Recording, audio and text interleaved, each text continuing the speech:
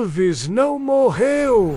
Essa frase, que parece piada, é levada a sério por muita gente até hoje. Quase meio século se passou desde que o mundo recebeu a notícia chocante da morte de Elvis Presley, o rei do rock.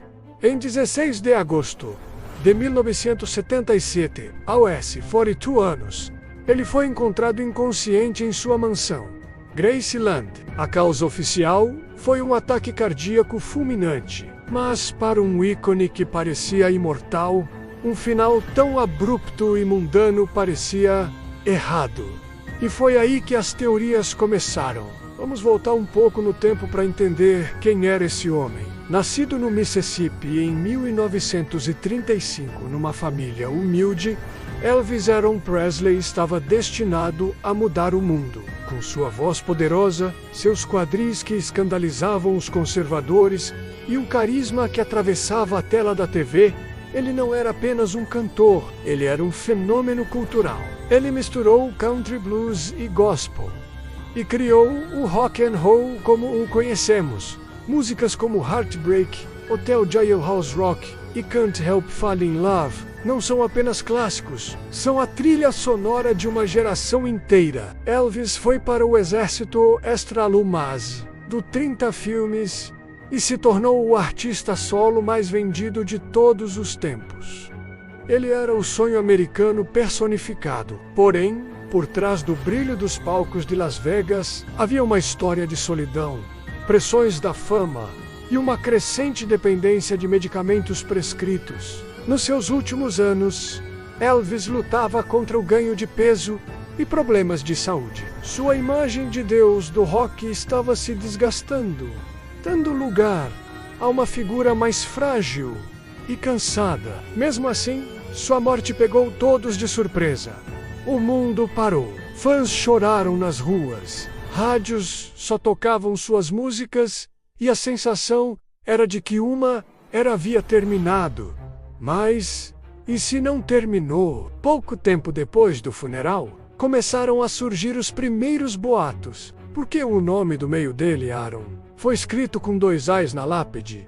Se ele sempre escreveu com um só, por que a família parecia tão calma no funeral? E o mais estranho, por que alguém com o nome de John Burroughs comprou uma passagem só de ida para Buenos Aires logo após a morte de Elvis, pagando em dinheiro? Detalhe, John Burroughs era o pseudônimo que Elvis usava para viajar sem ser reconhecido. Coincidência, talvez, mas para os fãs, eram peças de um quebra-cabeça. A teoria principal diz que Elvis, exausto da fama e do controle do seu empresário, o coronel Tom Parker, forjou a própria morte.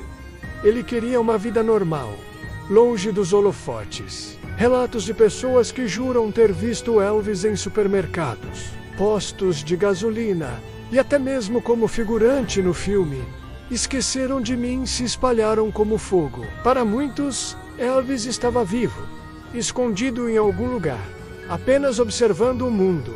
E é aqui que a história fica ainda mais fascinante e entra numa das teorias da conspiração mais famosas e bem elaboradas de todas, a de que Elvis Presley se tornou o pastor Bob Joyce.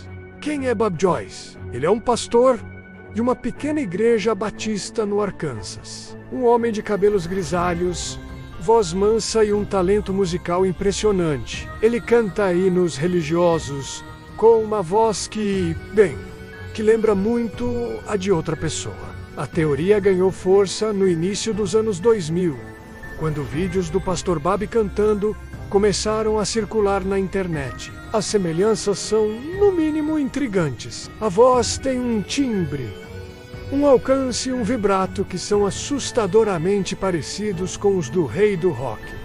E não é só a voz, o jeito de falar certas manias, a estrutura facial. Se você colocar fotos de um Elvis mais velho ao lado do pastor Bob, a semelhança física é notável. Os defensores da teoria foram fundo. Eles analisaram tudo, compararam gravações antigas de entrevistas de Elvis com sermões do pastor Bob e encontraram padrões de fala idênticos. Analisaram fotos, apontando cicatrizes e traços faciais que, segundo eles, batem perfeitamente. Há até uma história de que, durante um culto, uma mulher gritou Elvis: "Eu te amo!" E o pastor, sem perder a compostura, teria respondido algo como: "Obrigado, querida, mas meu nome é Baba." Vamos analisar os pontos.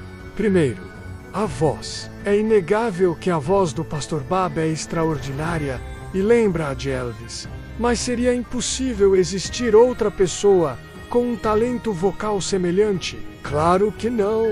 Existem muitos imitadores de Elvis por aí, alguns incrivelmente bons. A diferença, dizem os teóricos, é que Bob Joyce não imita Elvis. Ele canta naturalmente, com a mesma alma.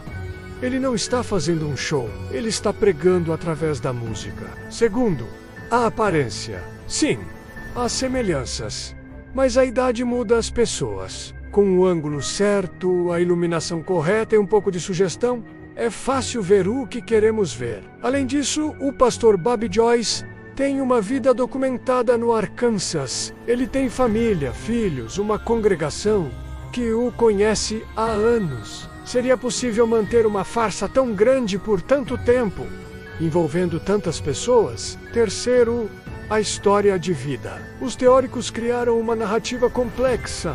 Dizem que, após forjar a morte, Elvis entrou para um programa de proteção a testemunhas. Daí, o novo nome e a nova vida. Por quê? Porque ele estaria ajudando a Polícia Federal Norte-Americana a derrubar uma organização criminosa chamada a Fraternidade.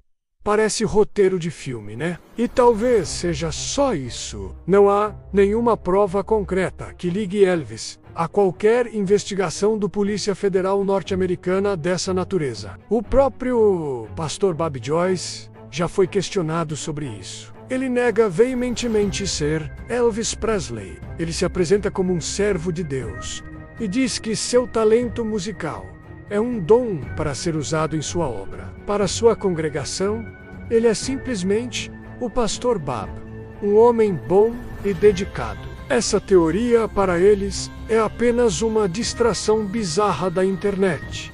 Então, qual é a verdade? A resposta mais lógica e baseada em evidências é que Elvis Presley, infelizmente, nos deixou em 1977. Ele era um ser humano com falhas e problemas de saúde, e sua morte foi uma tragédia real. O pastor Bob Joyce é um homem talentoso que, por coincidência do destino, tem uma voz e uma aparência que lembram o rei.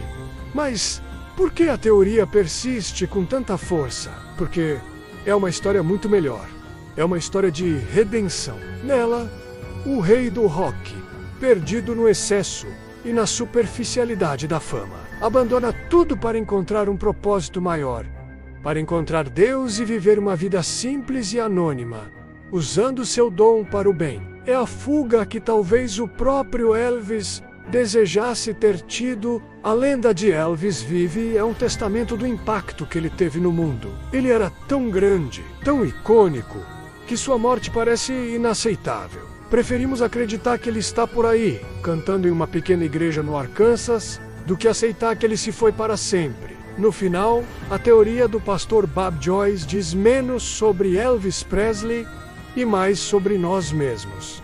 Nosso desejo por finais felizes, nossa fascinação pelo mistério e nossa recusa em deixar nossos ídolos morrerem de verdade. E enquanto houver um vídeo do pastor Bob cantando um hino com aquela voz inconfundível, a pergunta continuará no ar, ecoando pela internet.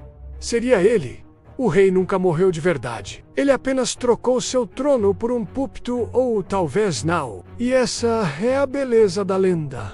Obrigado por assistir. Se você curtiu essa viagem pelo mundo das teorias da conspiração, não se esqueça de deixar o seu like, se inscrever no canal e ativar o sininho para não perder os próximos vídeos. E me conta aqui nos comentários.